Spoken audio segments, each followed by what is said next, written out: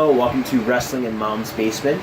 This is our special announcement or special introduction show for a new segment coming weekly. We'll get into that more after introductions, but I'm Patrick Young. This guy to my right is still wearing a Ryback shirt in 2018, Joe Venuto. This new segment is from the brainchild of a person who's like a son to us. Yes. Yes. He's our adopted black child. Isaiah. Yes. He's in the studio with us. He's not here. Yes, yes. He's right there. You can get your eyes checked. Well, I feel like his presence is here with us still. Okay, his essence. Okay, I probably just murdered him, but, that's besides the point. He's our adopted black child, who's in fact older than us by almost a year. Right. This is, our new weekly Q&A segment, well, Q&A style, I guess debate, or whatever you want to talk about, where Isaiah will give us, like this week, he gives us one topic. Hold on, I'll be back. 1, 2, 3, 4, 5, 6. There's 7 topics to discuss. Okay. Or 6 topics, actually, to discuss, and we just break them down. So it's kind of like Q&A questions, Yes. but within our own community. Yeah. And if you guys want to add stuff to the Twitters or the Twitters or even the comment section down below, you're more than welcome to. Yes, so we'll give you our... So, and this video is going to be broken into 2 parts, definitely, because we're also about to... yeah, let me guess, Roman Reigns opens up with a promo. Yeah, but it's a long video, I already know that. And Angles mumbles through what he's supposed to announce. Yeah, I know, but it's going to be a long video, I can already tell, because I got like 10 pages to talk about, so... Jesus. And by the way, I have no idea what's going to be asked, or what we're supposed to think of. Right. So, if I'm mumbling a lot more than usual... Nothing new. Alright. So we covered topic 1 and maybe 2, but definitely 1 in the first video. Yeah. Are you ready? Hit the music. Alright,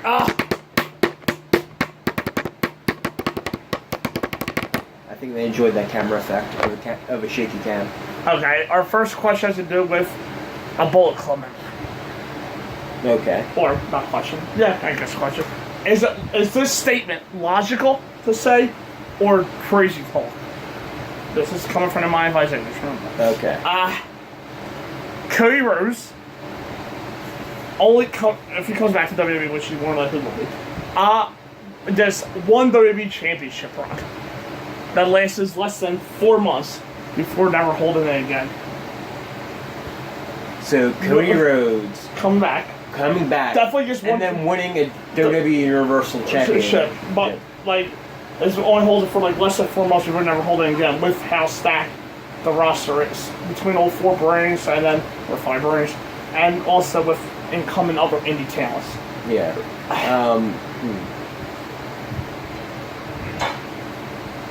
Is it out of the realm of possibility? I don't think so.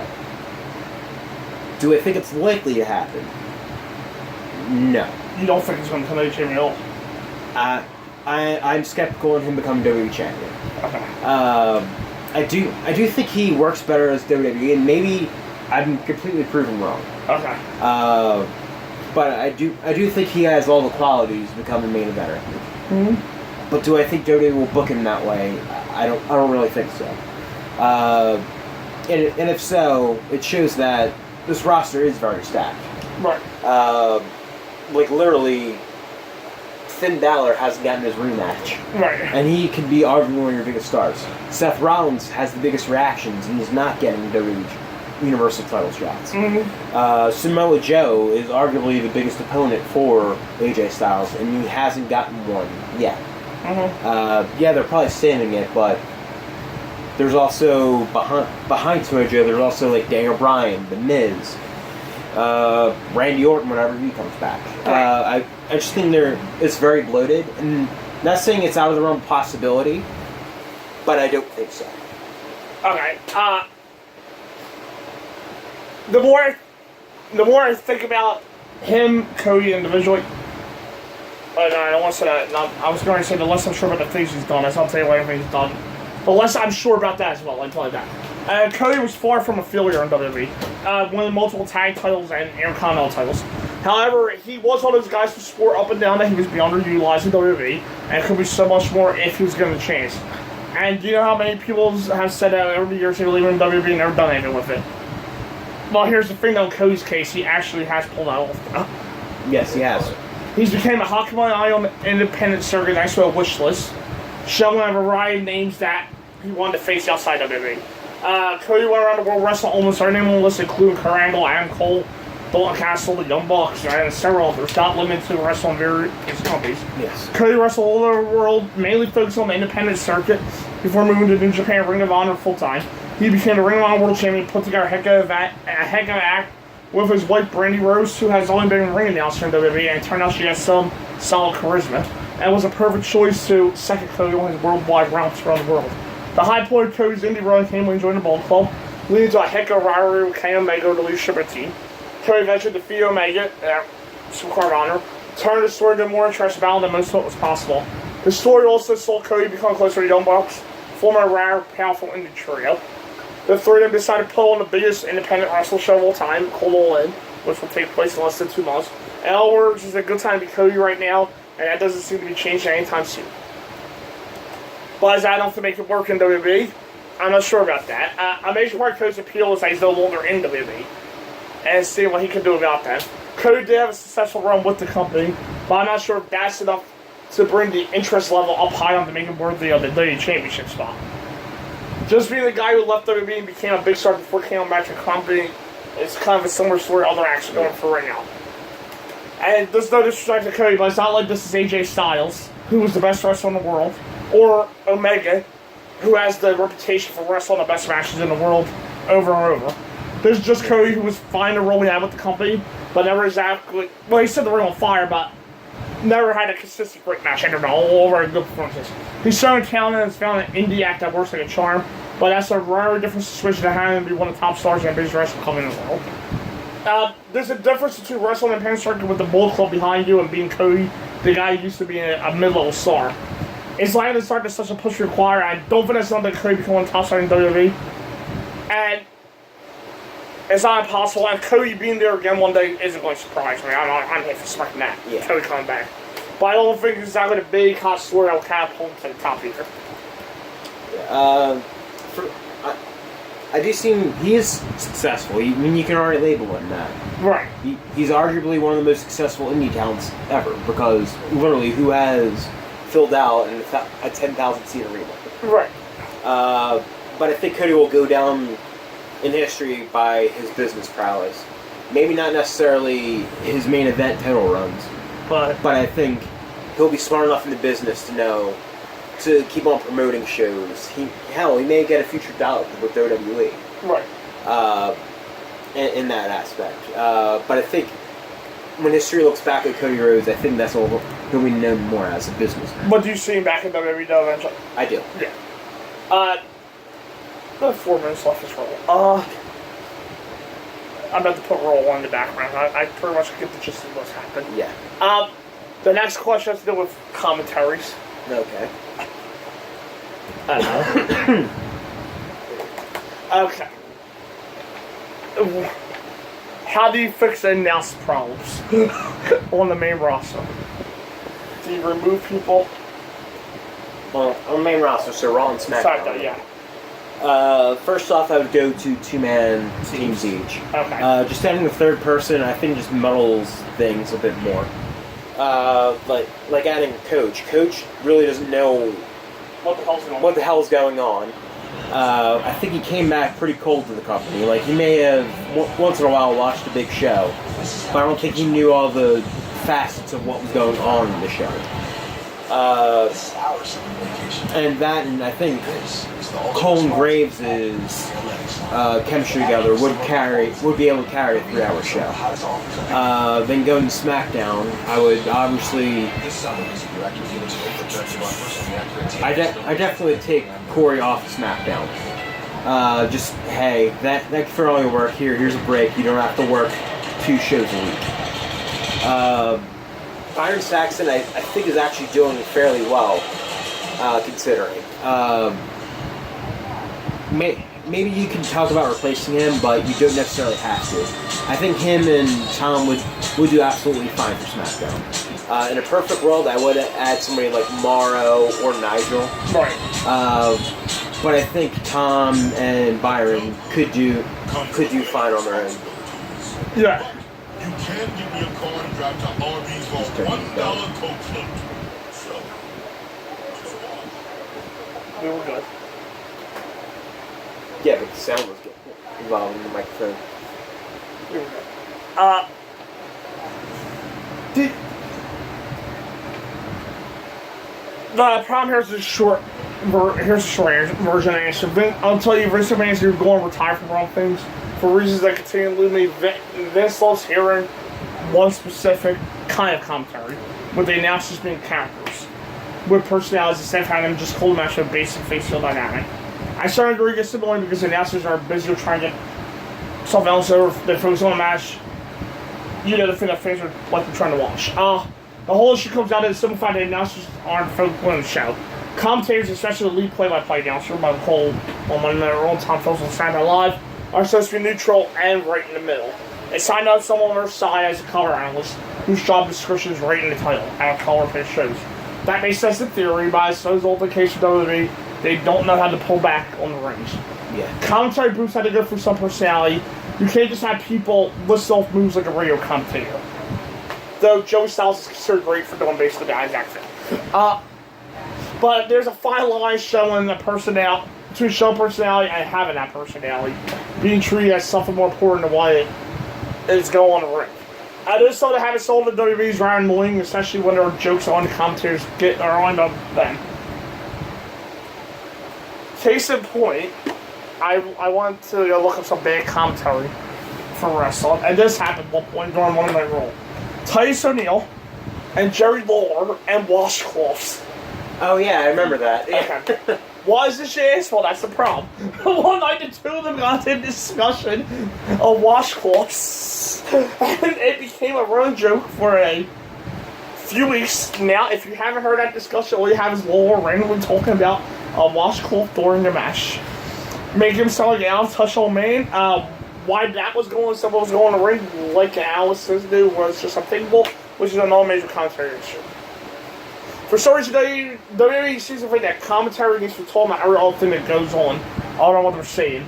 Yes, I know some things come up later in the night, but at the moment I can go for a discussion on what I'm saying. If the commentators on our guys for tonight don't care about what's happening on the screen right now, why should I? NXT can get this right every single week. And amazingly enough, commentators on NXT 205 Live is far more tolerable more often than not than the main roster. But for the main roster changes, yeah, they're pretty much the same as Pat. I'll take a discussion on a match over Cole, not even Corey, over Cole ripping Coach every single week because of how bad Coach is when Cole has to repeat. Yeah. But yeah, my answer is simple. Too many commentary teams, same exact what he said. And maybe Nigel on SmackDown said Byron, but whatever.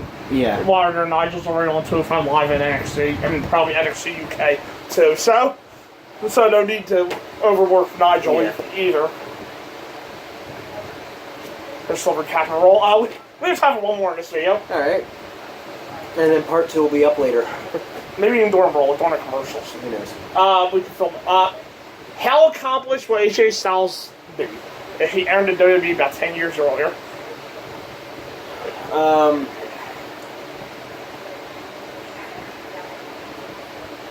You can go on the save time first while I think of my answer.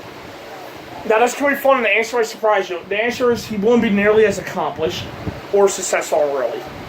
He will be lucky to survive to come as long as he did. Styles doesn't have any kind of side advantage, and the accent wasn't going to do him any favors back then. In other words, WWE will probably see him as smaller though more talented Heath Slater. As ridiculous as that may sound, do you really think it's wrong? Styles came into WWE with 2 major points in his favor. Number 1, the fact is he had never been in WWE. And number 2, the fact that he had never been in WWE. And no, that's not a typo on my part. Yes, I said it at the same point twice, but for 2 different reasons. This was easily his strongest asset into coming to WWE, depending on how you look at it. This could be a major benefit in different ways. As big as it may be to have a little turnaround career, as soon as it make you into some sort of wrestling superstar.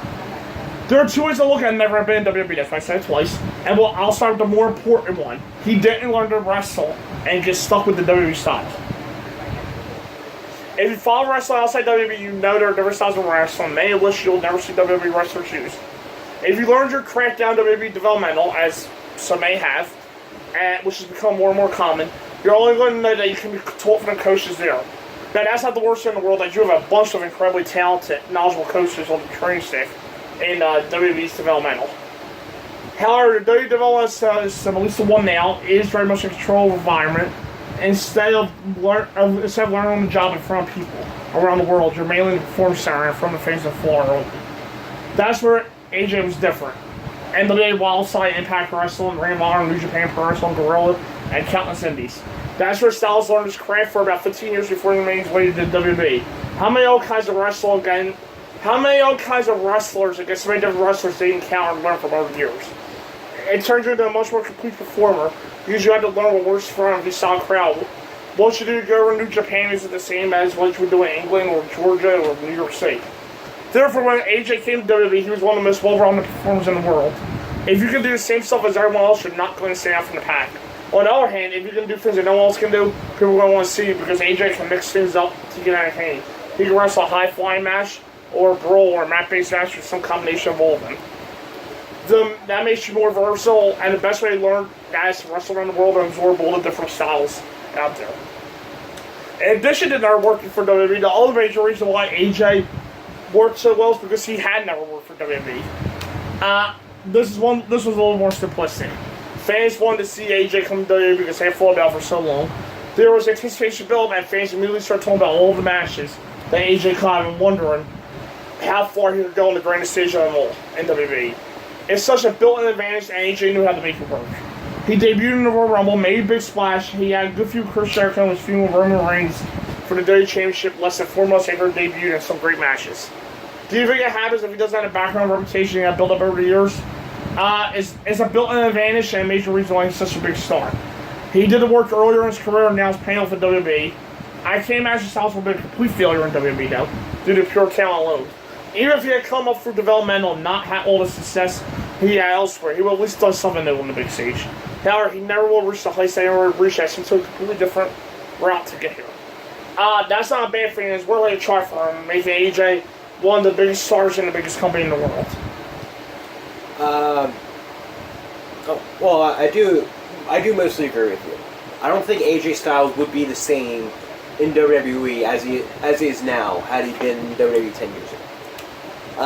However, since you did it from more of a company aspect, I'm actually going to do it from more of an AJ Styles aspect. And how the company would react to him. Simply, AJ Styles wasn't the character that he was when WWE first picked him up. He didn't necessarily... 10 years ago, he wasn't necessarily the strongest mic worker or necessarily the most fleshed out character. He was just an incredible worker that TNA fans just fell in love with. And he could do incredible, and dare I say, phenomenal things.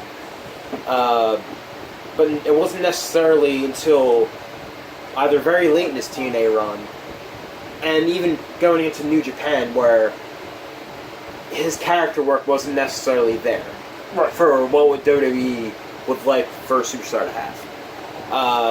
I would actually, probably the first thing that stood out to me when he came back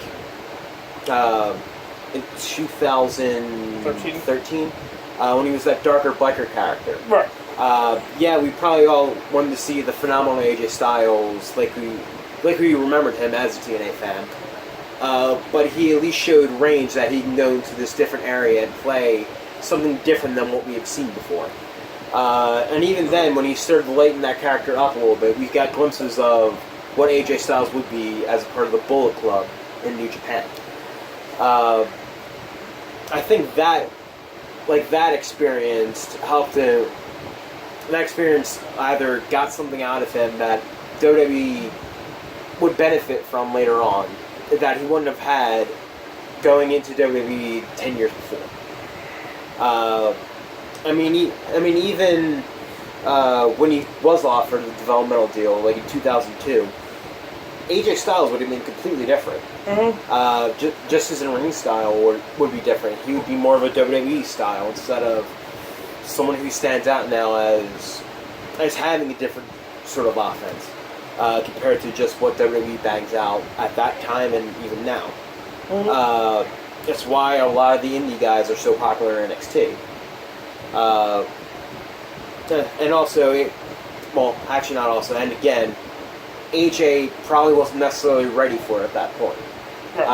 He probably would be someone you consider more like Kofi Kingston, I would say. He's a great worker. The fans will always like him, but he wasn't necessarily going to get the big time push. Yeah. Now you have an AJ Styles, fans are willing to get behind. The company's willing to get behind because he at least has the opportunity and the ability to show off a different side of just generic babyface with a great offense. Not done for part 1 of Q&A. Part 2 will be up with the last 3 questions, including a question of Shelton Benjamin. We have 3 superstars that are having the strong 2018, and which one do we think is having the best so far? Between Seth Rollins, AJ Styles, and Braun Strowman. And which wrestler's been misused the most by WWE in the last 4 years? And if you like me, you don't pick one. You pick 4 of them. So there are our last 3 questions. Me because I don't have anything written down, and we're watching Raw in the middle of stuff. I'm pretty sure you can find wrestlers been misused in the last 4 years overall. Oh, I see. Just about one in every segment. Oh, I see one right now. Alright, maybe 2. Who is it? Find out later. Maybe 2. But definitely 1. And if you have any suggestions or even questions going forward, call us. Yes, call us. Or tweet us, or right down below in the comment. You can either tweet us at our Twitter pages. Down below in the description. Or even probably easier down below. On the comments. So we'll see you in part 2 of the Q&A. See you then. See you then.